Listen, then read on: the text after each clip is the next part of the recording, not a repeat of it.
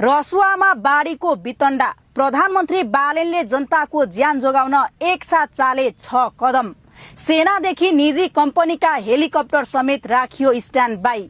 बोलाइयो उच्च स्तरीय बैठक। रसुवा धादिङदेखि चितवनसम्मका जनताले आफू बस्नु र अरूलाई बचाउन सहयोग गर्नु नै पहिलो प्राथमिकता।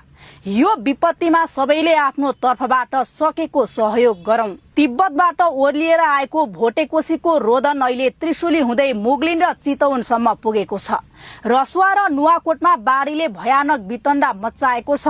नदी छेउका बजार बगेका छन्। जलविद्युत आयोजना, पुल, सडक र प्रहरी चौकीहरू क्षत-विक्षत भएका छन्। यो घटना सामान्य बाढी होइन, यो भयानक राष्ट्रिय विपत्ति हो। तर यसपटक राज्य मूकदर्शक बनेको छैन। जनताको ज्यान जोगाउन प्रधानमन्त्री बालेनले विपदको खबर पाउन साथै राज्यका सम्पूर्ण संयन्त्रलाई युद्ध स्तरमा परिचालन गरेका छन्। उद्धारको लागि नेपाली सेना, सशस्त्र र नेपाली प्रहरीको फौज प्रभावित क्षेत्रतर्फ अघि बढिसकेको छ भने विपद व्यवस्थापन प्राधिकरण सँगै मेडिकल टिम, स्काउट र रेड क्रस ग्राउन्डमा खटिँदैछन्। घाइतेको उपचारका लागि थप एम्बुलेन्सहरू रसुवा जाँदैछन्। तल्लो तटीय क्षेत्र तत्काल खाली गर्न प्रमुख जिल्ला अधिकारीहरूलाई ठाडो निर्देशन दिइएको छ र अहिले जनताको मोबाइलमा अलर्ट म्यासेजहरू बज्न थालेका छन्। सम्भावित जोखिमलाई मध्यनजर गर्दै सरकारी मात्र होइन, निजी कम्पनीका हेलिकप्टरहरूलाई समेत उद्धारमा पठाइएको छ र केहीलाई जुनसुकै बेला उड्न सक्ने गरी तयारी अवस्थामा राखिएको छ। विपद व्यवस्थापनको आगामी रणनीति तय गर्न अहिले उच्च स्तरीय संकटकालीन बैठक बस्दैछ।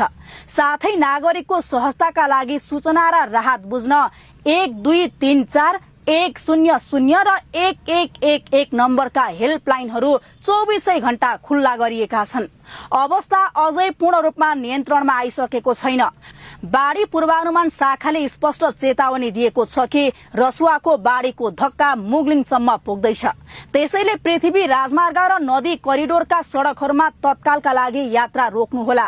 त्रिशुली नदी जोडिएका सबै तटीय क्षेत्र अहिले उच्च जोखिममा छन्। यति बेला हाम्रो पहिलो र अन्तिम प्राथमिकता एउटै हो, आफू बस्ने र अरूलाई बचाउने।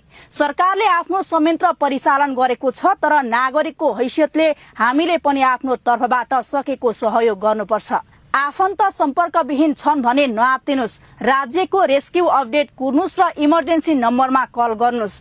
यो विपत्तिमा हामी सबै एक हौं। सुरक्षित रहनुहोस् र सतर्क रहनुहोस्।